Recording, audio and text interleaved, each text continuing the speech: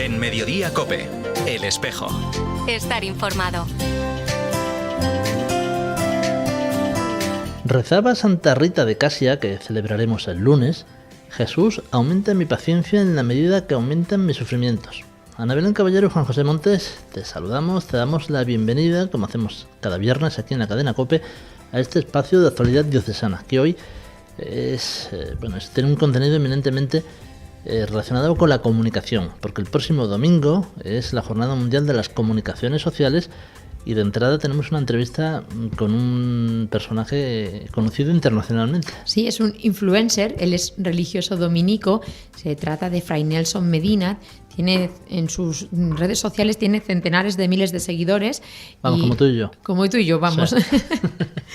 Y es curioso porque yo siempre digo que lo importante de todo esto es que tiene centenares de miles de seguidores hablando de Dios y hablando de la religión. Y vamos a hablar precisamente con él, vamos a entrevistarle en unos minutos para hablar la importancia que tienen las redes sociales en el día de hoy y que los cristianos también tenemos que estar ahí.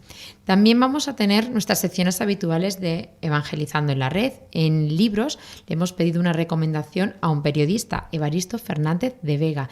Y también el fin de semana recae la propuesta en una periodista, en esta ocasión Belén Castaño. La última palabra, como siempre, la tiene Rafa Angulo. En Mediodía COPE, El Espejo. Estar informado. Pues hoy en nuestro espacio traemos a un sacerdote colombiano y religioso. Él es dominico. Desde hace años se dedica, entre otras cosas, a evangelizar a través de las redes sociales. Incluso es posible que a muchos de los que nos oís os suene familiar el nombre de Fray Nelson Medina, pues conocidos son sus formaciones que ofrece sobre todo a través de YouTube. Saludo ya a Fray Nelson Medina, bienvenido. Muchas gracias, Ana Belén. Es la primera vez que estoy en tierra extremeña y ha sido para mí una auténtica bendición. Usted es una persona pública en las redes sociales. Sus seguidores se cuentan por centenares de miles en YouTube, en Facebook, en Twitter, en Instagram e incluso en TikTok. Pero, ¿cómo decidió dar el salto a las redes sociales? Tengo que confesar con humildad que el primer escéptico fui yo. Cuando entré, por ejemplo, a YouTube, lo que yo pensaba era, esto no lo va a ver nadie, esto no le va a interesar a nadie. Y casi que con cada nuevo paso, con cada red social, he tenido el mismo dilema interior. Pero una y otra vez la experiencia me ha mostrado que también en nuestro tiempo hay sed de Dios en muchos lugares y que la palabra del Señor llega a los corazones y llega muchas veces en el momento justo. Así que pues eso me ha dado un poco más de confianza y, si se quiere, un poco más de audacia para servir en ese nuevo Areópago, como lo han llamado varios papas y obispos nuestros. Precisamente esa cantidad de seguidores que tiene hace un poco referencia a eso que comentaba ahora usted, que demuestra que la religión y Dios también siguen interesando en nuestra sociedad, que la Iglesia sigue teniendo un papel que jugar, una voz que decir, y está demostrado que la gente lo busca, ¿no? Y lo puede comprobar usted, me imagino, que todos los días. Es así. Y cuando uno se pone a pensar por qué, yo creo que la respuesta es porque en la religión hay alguien con A mayúscula que viene a nuestro encuentro, y que viene a nuestro encuentro en donde estamos más necesitados, cuando estamos caídos, cuando el mundo nos ha dado la espalda, cuando muchas veces nos sentimos derrotados. Si leemos el ejemplo de los evangelios, eso es lo que encontramos, que los que primero encuentran a Jesús y los primeros a los que Jesús encuentra son los necesitados. Entonces, yo creo que tantas personas que se acercan a las redes sociales buscando un mensaje de parte de Dios, en el fondo son los mismos del Evangelio, es decir, personas que han palpado su propia necesidad, que han palpado muchos desengaños y que empiezan a descubrir muchas veces con gran gozo, que hay uno que los acoge con amor, con misericordia, con paciencia y que marca una diferencia positiva en sus vidas. O sea que no me veo de otra manera, sino simplemente como un servidor de ese amor misericordioso de Dios que quiere acercarse a tantas personas que tienen necesidades emocionales, familiares, de pareja, existenciales, y que quizás encuentran una voz que les resulta provechosa y por eso, como se dice popularmente, se enganchan y conectan. Es curioso porque mucha gente cuando habla de las redes sociales, de la iglesia en las redes sociales, tiene miedo a esos haters que pueden surgir, pero cuando uno está dentro de las redes sociales es mucho más lo que recibe y hay mucho más amor del que nos podemos imaginar, ¿no? No hay tanto odio como podemos creer. Bueno, debo decirte con sinceridad, Ana Belén, que hay de todo. Hay de todo y especialmente ha habido algunas épocas en las que los ataques, no lo voy a negar, son bastante fuertes. Hay especialmente 3 tipos de ataques que yo quisiera mencionar. Uh-huh. Por ejemplo, cuando se entra a la defensa de la vida, ahí como que se alborota el ataque. Cuando hablamos en favor de la vida del no nacido, cuando defendemos la vida natural hasta su desenlace propio, es decir, hablamos en contra de la eutanasia, ahí viene el ataque seguro. Cuando defendemos la familia como la quiso Dios, esta unión hermosa, permanente, bendecida por Él, entre un hombre y una mujer abierta a la vida, el ataque seguro. Ahí va a haber ataque. Ahora bien, las redes sociales suelen tener instrumentos, entre los cuales pues está el borrar comentarios de odio, e incluso en casos extremos, pero créeme que son casos que se dan casi todos los días, en que hay personas a las que hay que bloquear, porque hay gente que ni siquiera plantea un argumento, sino simplemente llega y entra a insultar, a calumniar, a decir barbaridades o blasfemias en contra de la iglesia o ataques personales que no vienen al caso. Ese es un grupo de gente que odia, o haters, como se dice hoy. Luego hay otras personas que para mí esto es muy doloroso, pero bueno, aprovecho este espacio para decirlo. Hay muchas personas que se extrañan de que nosotros los católicos nos estemos enamorando cada vez más de la Biblia. Para mí, repito, esto me duele mucho decirlo, pero los temas bíblicos con mucha frecuencia encuentran una gran resistencia por parte de cristianos no católicos que siempre vienen pues con las historias que conocemos, que somos idólatras y bueno, todo ese tipo de cosas. Y con algunos de ellos es posible algún diálogo y con otros, por el nivel de ataque y de virulencia, pues tampoco hay mucho remedio en lo que se puede hacer. Y luego hay otras personas, un grupo que es un poquito minoritario, que es de estas tendencias de brujería, de neopaganismo, de orientalismo, que miran siempre con una gran desconfianza y con un gran desprecio las religiones que tienen un contenido doctrinal tan claro como lo tiene la Iglesia. Entonces, por ejemplo, hace unos años tuve un encuentro que personalmente pues me gustó mucho, o sea, yo amo profundamente a España. Tuve un encuentro aquí en España donde hablábamos sobre el neopaganismo y es de los videos que ha recibido más ataques porque la gente considera que cuando nosotros ofrecemos un evangelio que tiene un contenido, repito, doctrinal muy claro, pues estamos atacando y estamos odiando a todos los demás.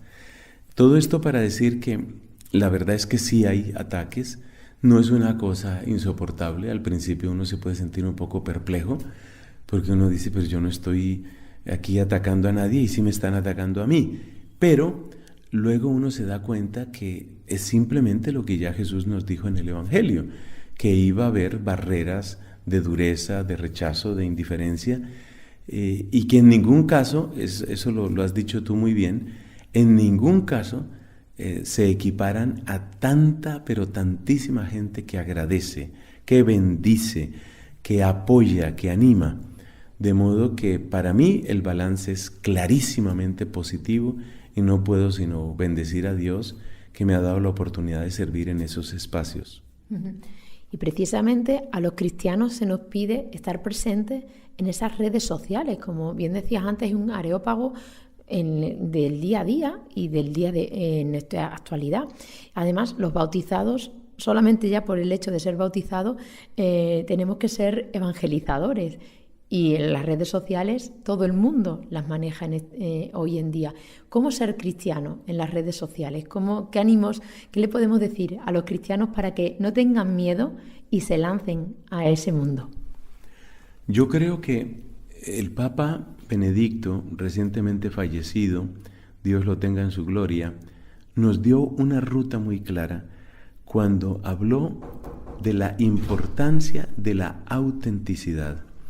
Es decir, tal vez la tentación más peligrosa dentro del mundo de las redes sociales está en tratar de presentarnos como lo que no somos. Ese sí que es un peligro muy grande. Y es un peligro que incluso trae daños emocionales y psicológicos muy profundos.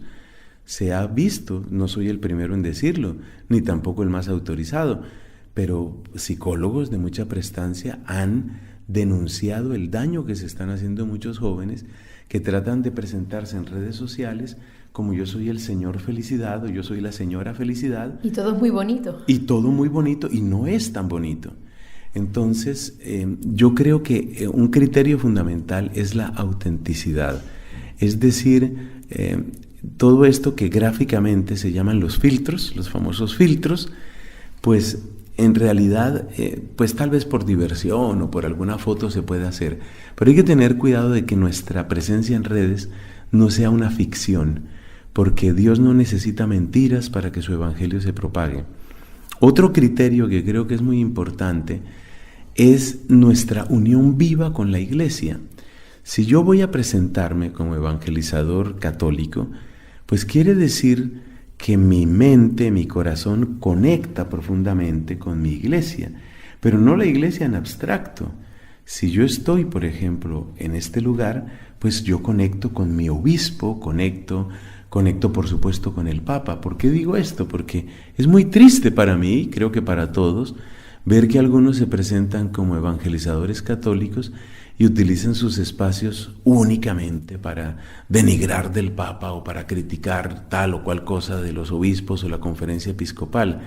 Es verdad que con cierta prudencia se pueden plantear algunos temas, algunos interrogantes, más bien para abrir diálogo, pero esa especie de fiereza que a veces se quiere revestir como de profetismo, atacando a la misma iglesia, eso es falta de auténtico espíritu católico. Entonces yo creo que ese es otro criterio. Hay que tener primero autenticidad, segundo verdadera pertenencia, sentido de pertenencia. Y como una última recomendación, no se nos olvide que toda presencia de evangelio requiere oración y requiere testimonio.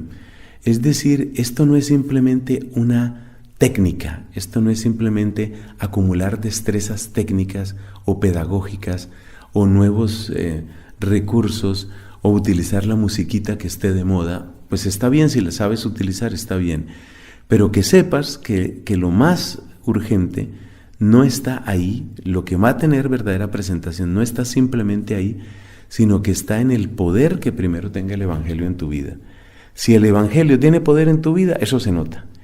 Y el primer lugar donde el Evangelio adquiere poder en nuestra vida, indudablemente, es en la oración.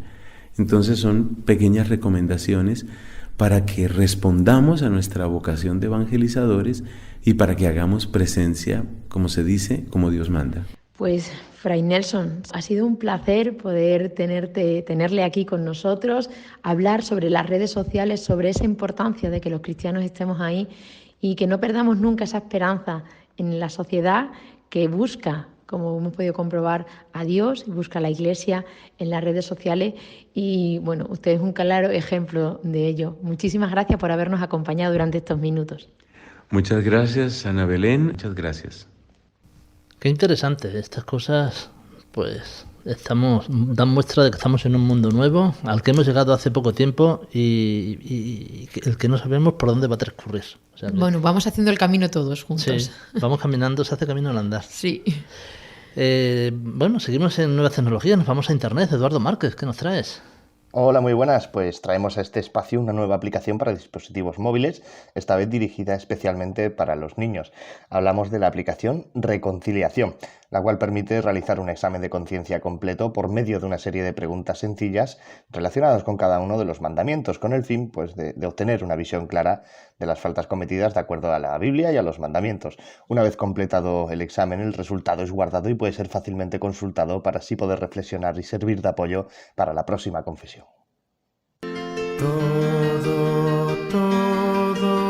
Todo está en los libros, todo está en los libros. Y la sintonía nos lleva ya hasta nuestra sección de cultura, de libros. En esta ocasión le hemos pedido la recomendación a Evaristo Fernández de Vega, periodista del diario Hoy. Evaristo, ¿qué nos vas a recomendar? El libro del que quería hablaros se llama Cuentos rodados y yo lo leí por primera vez pues cuando tenía 8 o 9 años. Me lo envió desde Argentina don José Mendiano, un sacerdote que estuvo en Almendralejo y que pronto marchó a Argentina, donde ha muerto recientemente, ha dedicado allí toda su vida. Bueno, pues el Cuentos rodados lo escribió Mamerto Mena Pace, que era un monje benedictino que nació en la provincia de Santa Fe. Este hombre, el noveno de 13 hermanos, ingresó en la Orden de San Benito, pronto llegó a superior en el convento donde ha estado destinado y le gustaba utilizar los cuentos para contar historias, para llegar a la gente, especialmente a los niños. A mí me gusta mucho un cuento que se incluye en Cuentos rodados, que habla de la historia de un relojero que salió del pueblo en el que vivía para irse a la capital. Al principio nadie le dio valor a su ausencia, si se hubiera ido el panadero habría sido peor, decían.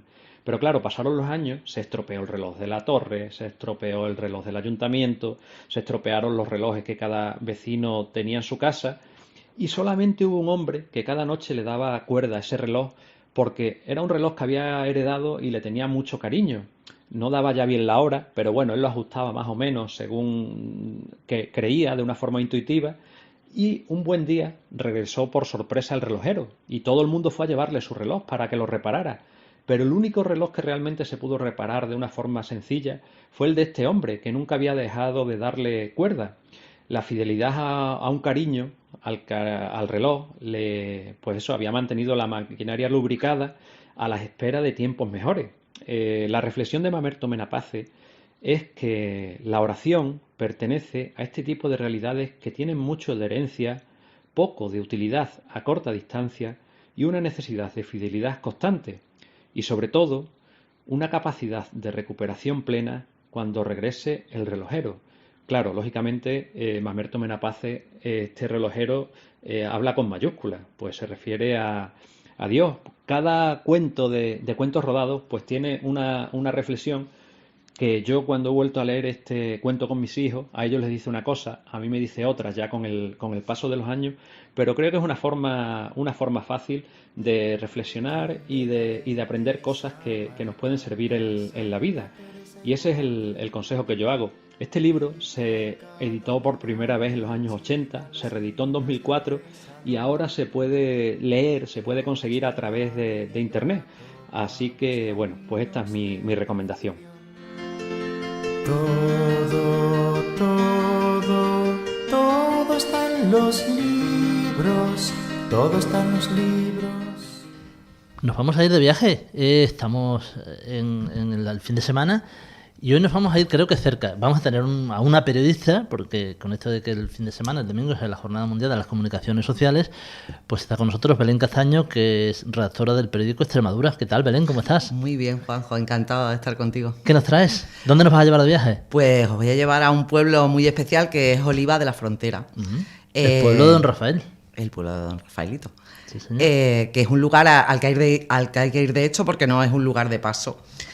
De Oliva de la Frontera es muy, muy conocida La Pasión Viviente, que es Fiesta de Interés Turístico Nacional, un título que dice mucho del empeño de los vecinos que han conseguido mantenerla y acrecentarla durante 47 ediciones.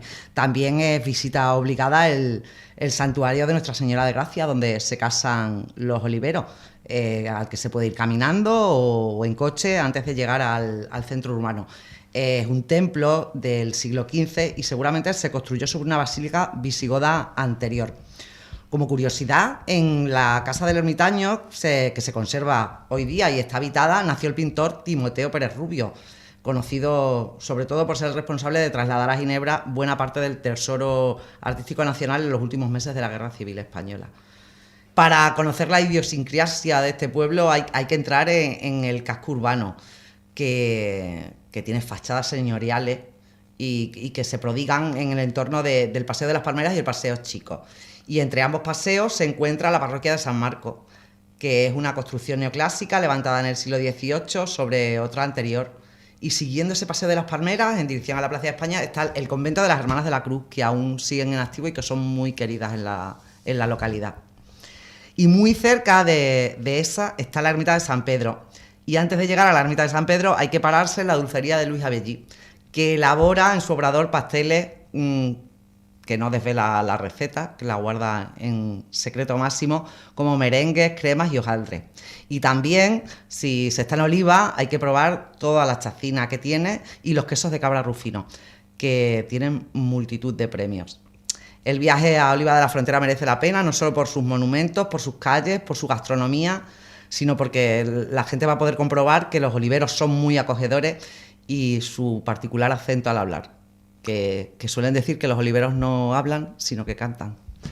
Bueno, pues buen consejo. Tenemos ahí ese viaje a Oliva de la Frontera que bien merece la pena. Belén, muchas gracias. A vosotros. Buena recomendación, Belén, Oliva de la Frontera. Nos la apuntamos. ¿Nos vamos, Ana? Sí, nos vamos ya. Lo hacemos con la última palabra. La pone Rafa Angulo. Cuenta una antigua fábula china que un hombre mayor tenía dos amores, su hijo y sus caballos de pura sangre.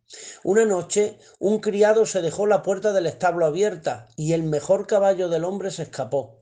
Era una gran pérdida para él y todos los vecinos de la aldea vinieron a darle consuelo y a lamentar su mala suerte. Pero el hombre no parecía muy afectado y les dijo: buena suerte o mala suerte, quién sabe. Una semana más tarde el pura sangre volvió acompañado de una yegua y de otros caballos de mucho valor. Los vecinos fueron a visitar al viejo y le felicitaron por su buena suerte. De nuevo el hombre no mostraba signos de gran alegría y repitió: buena suerte o mala suerte, quién sabe. Los vecinos se extrañaban de su comportamiento. El hombre decidió aprovechar la llegada de los caballos salvajes y se dispuso a adiestrarlos con la ayuda de su hijo. Pero uno de los caballos era muy rebelde, muy bravo, y al intentar domarle, su hijo cayó y se fracturó una pierna. Cuando vino el médico le aseguró que siempre se quedaría cojo. Los vecinos otra vez se acercaron para darle consuelo al viejo, pero nuevamente repitió: buena suerte o mala suerte, quién sabe. Esta vez los vecinos ya le tomaron por loco. Pasaron un par de años y estalló una guerra. Los soldados del rey vinieron al pueblo y obligaron a todos los hombres jóvenes válidos a enlistarse para ir a combatir un lejano y peligroso enemigo. El hijo del viejo se salvó por cojo y los vecinos volvieron a sorprenderse de la suerte del viejo. Pero ya saben ustedes lo que les dijo: buena suerte o mala suerte, quién sabe.